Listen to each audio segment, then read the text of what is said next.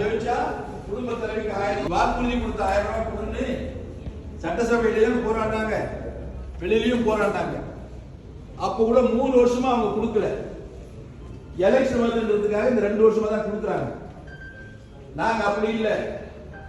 நாங்க ஆட்சிக்கு வந்தா உங்க ஆசையோடு நாங்க ஆட்சிக்கு வருகின்ற பட்சத்தில் ஆட்சி அமைத்த உடனேயே 3 வருஷம்லாம் கிடையாது, 3 மாதத்தில் இந்த சகோதரிகளுக்கு ஒவ்வொரு குடும்ப தலைவிக்கும் 2000 ரூபாய் மாதம் மாதம் உறுதியா கொடுக்கிறோம் அப்படின்னு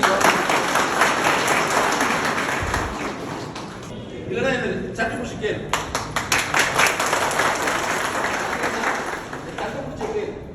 நாங்க சொன்னா செய்வோம்.